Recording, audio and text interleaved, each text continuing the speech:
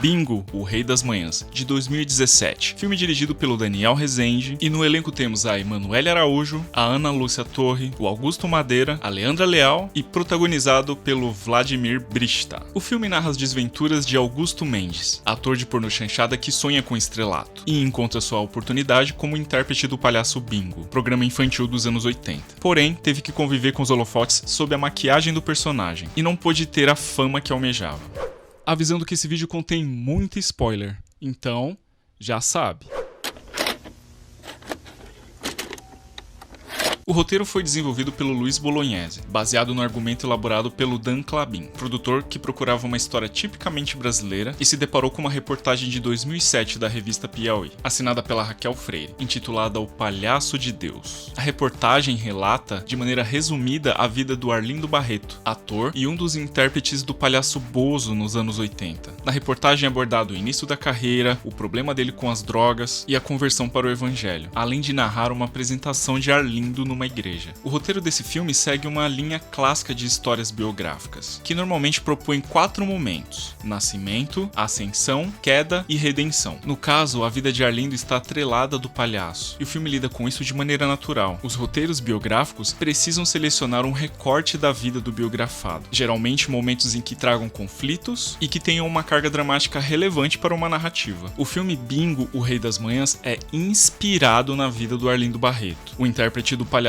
Bozo, porém todos os nomes tiveram que ser alterados, para não existir problemas processuais e que o roteirista tivesse maior liberdade criativa com a história. Bozo virou Bingo, Arlindo Barreto virou Augusto Mendes, nome esse escolhido para homenagear um tipo de palhaço, o Augusto. Um estilo de palhaço mais espalhafatoso, com roupas coloridas. O restante dos personagens tiveram seus nomes alterados. A única que não teve essa modificação foi a Gretchen. Como a história foi adaptada sem essas amarras necessárias com a realidade dos fatos, o roteirista Luiz Bolognese alterou diversas cenas para conseguir uma dramaticidade maior em contar essa história. Porém, uma das exigências impostas pelo Arlindo para que o filme pudesse retratar a sua história era que uma porcentagem de tempo do filme fosse utilizada para narrar sua conversão para a igreja evangélica. O recorte de roteiro seguindo os 4 passos da vida do protagonista são: o nascimento. Na primeira parte da história acompanhamos Augusto como ator de filmes de pornô chanchada, fazendo uma pequena participação em novela, buscando um espaço de relevância no meio artístico, até aparecer a oportunidade de teste para um palhaço de um programa infantil que teria seu próprio estúdio. Na ascensão, Augusto, agora como intérprete do palhaço Bingo, busca de diversas maneiras se tornar um programa líder de audiência no horário, apelando para músicas de duplo sentido, levando a rainha do rebolado Gretchen ao programa, criando um sistema de interação com as crianças através dos telefonemas, até que finalmente atinge o ápice. Na queda, acompanhado do sucesso, surge o vício em álcool e cocaína, que começa a corroer o lado emocional do personagem. Adicionado a isso, a vaidade artística, de nunca poder revelar quem era o ator atrás da maquiagem do palhaço. A morte de sua mãe, o distanciamento do filho, a perda do programa, leva Augusto ao fundo do poço e vemos uma quase morte do protagonista. A redenção acontece através da transformação de um homem cheio de vícios para uma pessoa de fé. Ele consegue encontrar a sua paz interior dentro da igreja, usando de seu testemunho pessoal como inspiração aos fiéis.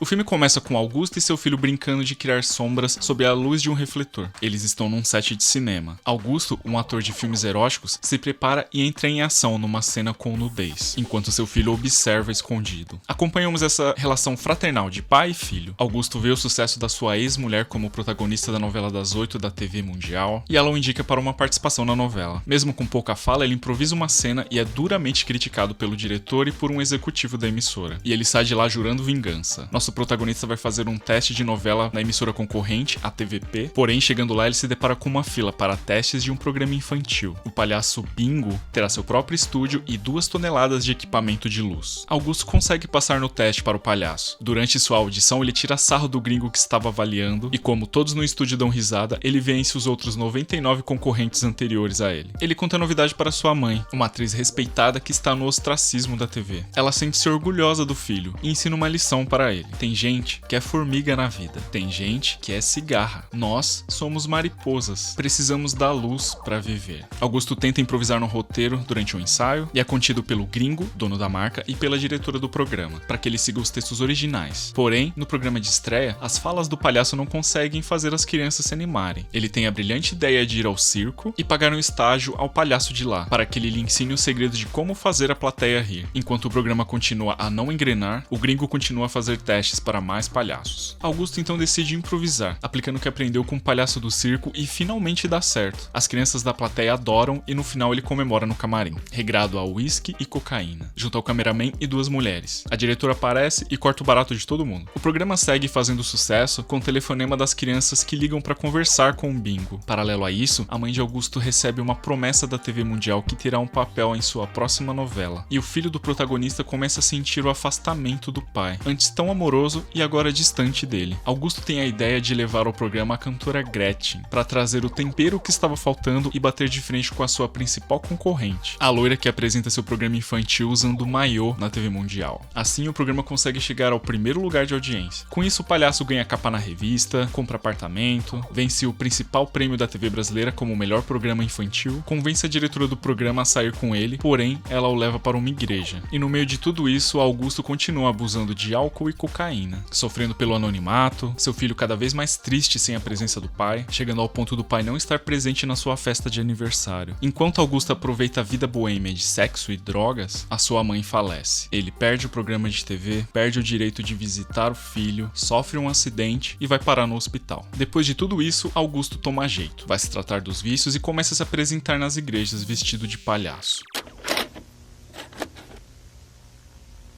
Esse filme conta com uma equipe muito talentosa. O responsável pela direção de fotografia foi o Lula Carvalho, um dos grandes talentos nesse departamento. E nesse filme ele trabalhou com maestria. As escolhas narrativas para explorar o uso de planos sequências e assim trazer dinamismo para as cenas foi excepcional. Nessas sequências, somos testemunhas dos bastidores da TV. Acompanhamos as pessoas, as discussões, o making off do que é necessário para levar um programa ao ar. O plano sequência que mais se destaca no filme, com certeza, ao momento em que o protagonista surta e sofre um acidente no seu apartamento. A câmera o acompanha em toda a ação. Depois disso, ela sai pela janela, passeia pelos edifícios até chegar ao hospital. Entra pela janela, onde Augusto se encontra numa maca desacordado e acompanhado de seu filho. Essa elipse temporal poderia ter sido representada de maneiras completamente diferentes. Porém, essa escolha mostra o esmero que a direção de fotografia teve com esse filme. Outro quesito em que a fotografia se sobressai é no cuidadoso uso da luz. Além de diversas cenas salientar o azul e o vermelho, característicos do personagem principal, e pontuando as cenas em que entramos em seu universo, a luz amarelada é a que traz unidade. Quando acompanhamos Bingo em tela, tudo é iluminado. As sombras ficam evidentes quando percebemos que o emocional de Augusto está prejudicado. Na festa, em que o Bingo vence o prêmio como melhor programa infantil, podemos observar uma iluminação mais escura, pois, naquele momento, o que predomina é a tristeza do homem por trás da maquiagem. A luz também é utilizada como recurso narrativo em diversas cenas, e auxilia tanto na direção de fotografia quanto na direção de arte. O filme já começa com uma brincadeira de sombras projetada na parede, através de um ponto de luz de um refletor. Pai e filho criam silhuetas de bichos mostrando essa aproximação entre eles. Cena essa que é espelhada na parte final do filme, quando o protagonista procura uma reaproximação com seu filho, iluminando a lateral de um prédio e fazendo sombras com as mãos. A mãe de Augusto diz que eles são como mariposas atraídos pela luz, e a morte dela é marcada simbolicamente quando ela apaga as luzes que iluminavam seu retrato quando jovem e estava no auge de sua carreira. No início da história, Augusto é atraído pela ideia de que o programa do palhaço terá 2 toneladas de luz, e ao final, quando a carreira de Augusto desmorona, é retratado quando ele entra no estúdio e percebe que está sendo substituído por um outro ator. A câmera faz um movimento que parece cair, desistir, e as luzes do corredor onde Augusto caminha são apagadas uma por uma, representando que sua caminhada agora está sem luz. As luzes de neon estão presentes em diversas cenas, para contribuir na caracterização da época. A direção de arte assinada pelo Cássio Amarante é primorosa.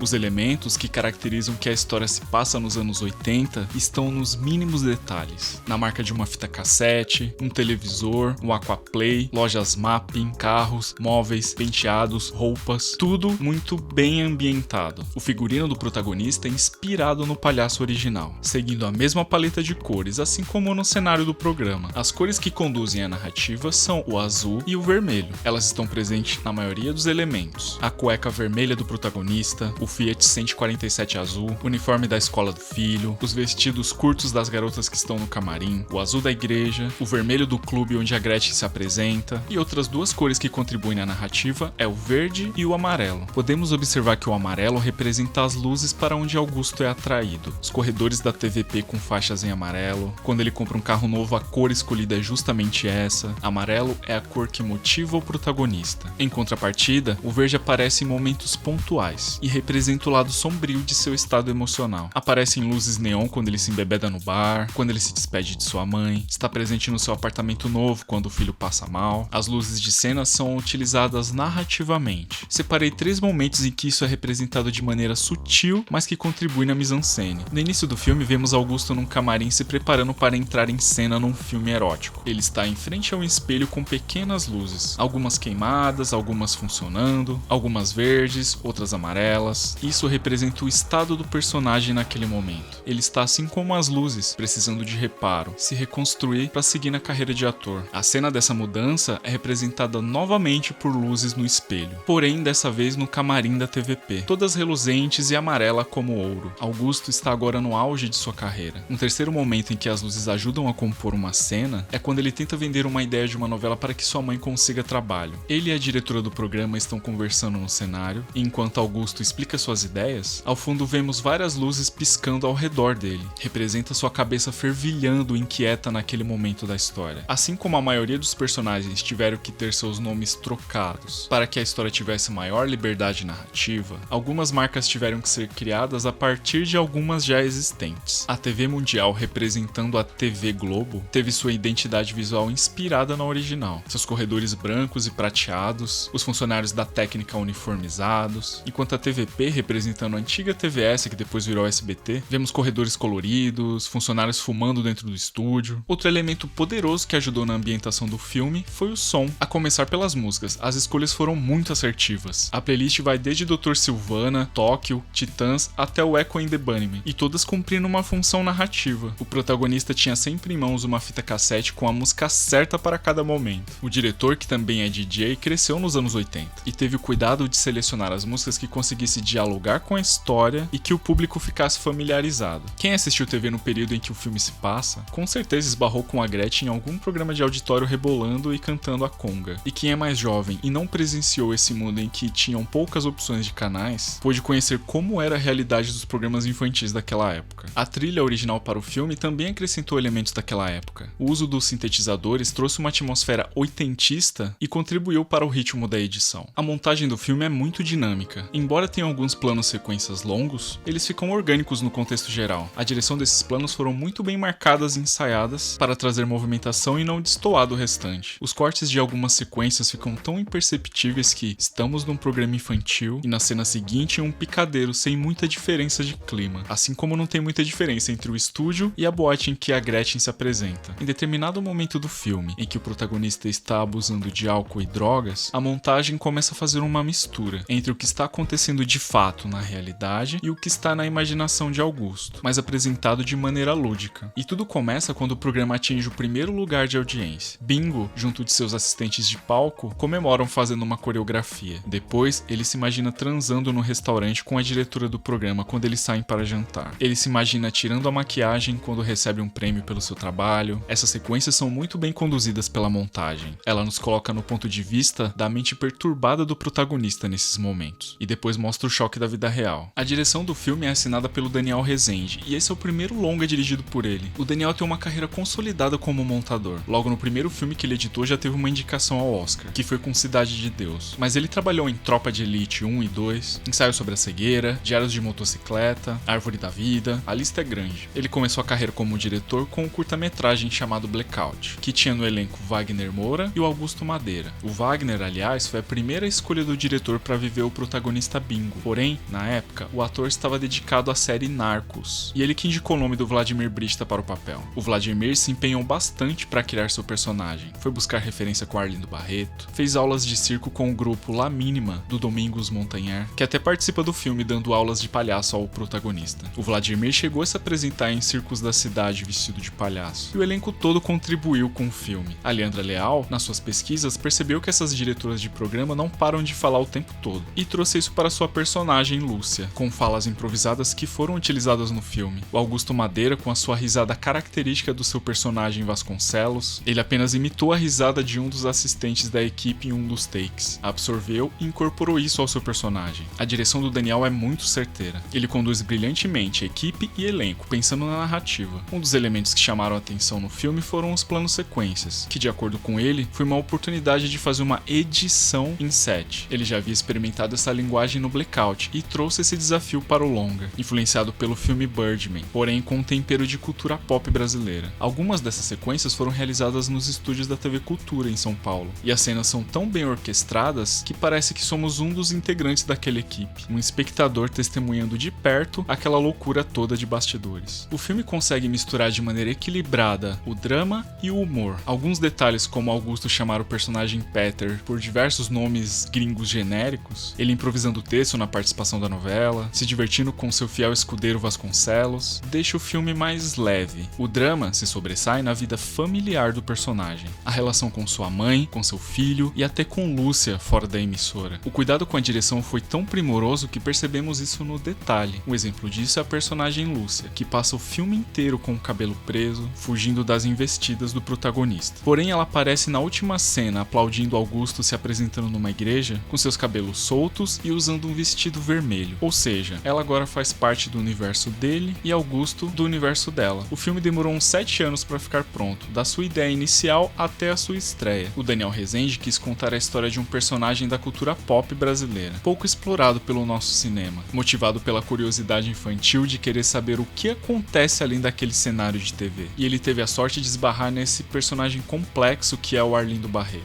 fazendo assim sua grande estreia como diretor, mostrando a que veio. Bingo, o Rei das Manhãs, é um filme brilhante.